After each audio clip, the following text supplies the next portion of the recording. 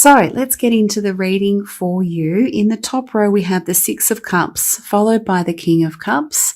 We have the Nine of Pentacles, and then we finish with the Six of Swords. For those who are interested and want to know, I am using in the top row the Light Seers Tarot by Chris Ann. I've pulled some clarifiers just to help me gain more insights and information. So underneath we have the 10 of Swords reversed, the Leader or King of Swords, the 9 of Cups, and the Temperance card. I've also pulled for you, Scorpio, a card from the Gateways to Consciousness Oracle deck, and this card is entitled Integration. Yeah, this reading's quite significant in a lot of ways. So let's start off with the Six of Cups. So the Six of Cups traditionally does represent nostalgia.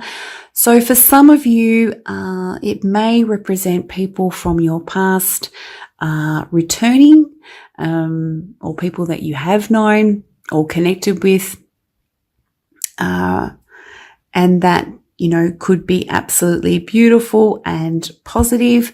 For other people, you could be having memories of nostalgia, but also you could be having some challenging reflections about things that also have occurred in the past.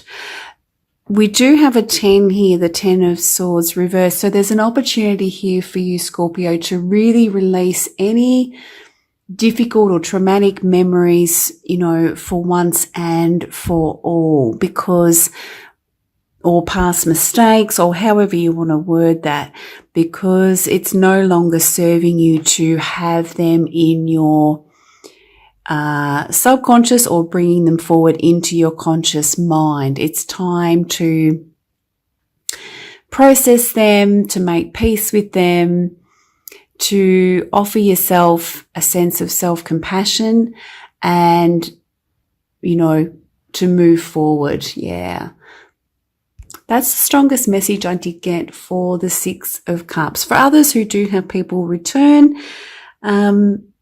we do have the Swords here, so you'll have to use your level of discernment to feel into if that's going to be viable for you to reinvest in. You know, sometimes when we've had time away from people, we are all continually growing, evolving and changing. So you'll have to use that level of discernment to see whether you are aligned and that you're vibrating at the same level. I think sometimes when people return, people do make assumptions that you are the same, that the same person that you were so many years ago. And in essence, from a psychological perspective, I know that personality traits don't often sort of alter too much, but there's so much more to it than that in terms of how we grow and evolve spiritually for one aspect. There's so much that can change. So yeah, they're the sort of, that's the secondary message there with the Six of Cups and the 10 of Arrows. Let's look at the King of Cups and also the Leader of Arrows, or the King of Swords. So this is a bit of head heart stuff. So you may have to embrace, you know, connecting to the heart space, but also, as I said, using that level of discernment, but also processing those difficult memories or forgiving yourself. You may want to actually enact on that level of self-compassion. That's going to be really, really important, because the King of Cups is someone who is very compassionate, but also self-compassionate as well. So embracing that element and being kind to yourself is really, really important. And as well as seeing things objectively or reasonably, that could be really, really useful as well. These could also signify individuals that may enter your world, embracing the qualities of the King of Cups. They are someone who can be seen as completely sort of selfless, caring, nurturing, very emotionally in line with oneself. and emotionally aware. And this can also represent you, Scorpio, as a result of reflecting on the past and processing, or even reconnecting with people from the past. You gain a really strong and clear sense of who you are at an emotional level, and also what it is that you need emotionally, either from relationships or also how you emotionally give to yourself. The leader, or the King of Swords, is someone who is very discerning, very astute. Again, that could be useful for this process here. But also this could be you integrating your new insights that you generate from undertaking this process here. So there's a real sense of integration that's going on for you, Scorpio, during the month of December. Moving on with the Nine of Pentacles reversed and the Nine of Cups upright. So we have a couple of nines here, and we also have a couple of sixes. This is telling me that the focus during the month of December is not on work with the Nine of Pentacles reversed. It's more about what gives you emotional satisfaction, a sense of emotional contentment, emotional pleasure, emotional joy. Yeah, that is going to be your true focus for the month of December, not necessarily worrying about work or, pushing forward with work.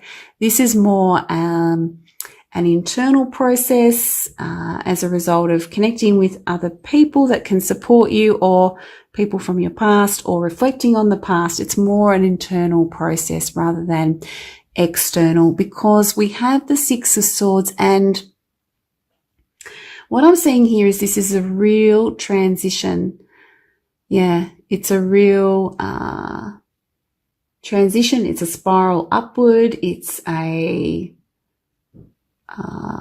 upgrade. It's a real transition. And yes, it's mirroring the Six of Cups here. So there may have been some difficulties in reflecting on the past, or maybe some people coming back may pose some difficulties, but that is all for your integration and your own evolution and your development, and also to gain, because they're both sixes, a sense of real balance, emotionally and psychologically and spiritually as well.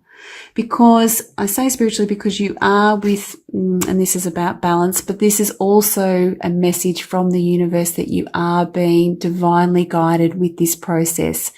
It's unfolding as it should, and it's presenting itself in the divine timing, or at the divine time, so to speak, which I think is really, really relevant.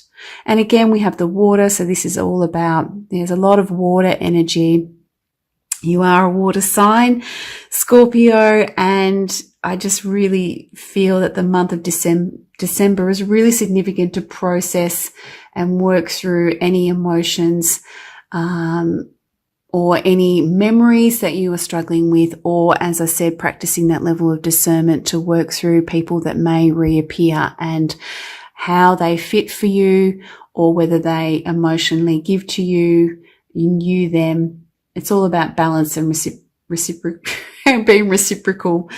Oh, it's Mercury retrograde. My words are, I'm stumbling a bit with these readings this time round. Let's have a look now, Scorpio, at the integration card. It says here, Scorpio, this is a moment of deep release into freedom for you. Yeah, so this transition relates to a sense of freedom. The challenges that you may face are blessings in disguise. They serve as a deep reversal of the aspects of yourself that are no longer necessary for you to use in the limitation of your true potential. It's time to pull out the stops and to become everything you can honestly be in the expression of your true self. Though this may be a trying time for you, do not lose sight of what is of greatest importance here. The outcomes can only be of value if you remember your divinity and your genuine desire to be free, happy, and satisfied with your experience of life. So it says here, you may be experiencing shifts within your body as this process gets physically encoded into the essence of your being. And you may experience some fears and worries. Trust in your higher knowing of the divine being that you really are, and do not be afraid to allow it to be seen by all you meet. You have every right, as it is your time, to embrace everything that is coming your way. You're rewarded for your genuine desire to be the living, breathing example of the divine life force, and the reward is the integration of your highest knowing of the true essence of your being. Nothing can stop you now, as you are well on your way. And as some of you know, Scorpio, these cards do come with a mantra. So the mantra for the integration card is, I now integrate my divinity into my life and become the true expression of my potential. All right, Scorpio, I'm going to leave the reading there for you to reflect further. Oh, actually, I did have some cards. Yeah, I just think this quickly reaffirms. Yeah, just really, really quickly. Yeah, the Judgment card. So this can be epiphany, self-realization, what your true divine heart desires, that type of thing. We've got the Death card. It was reversed. This could mean, you know, a result of changes that may occur in the external world. And because it's reversed, it is about letting go of those memories, or maybe letting go of people that do return. You may have to make a decision. We have the Six of Swords yet again, and we also have the High Priestess, which is about aligning with your intuition.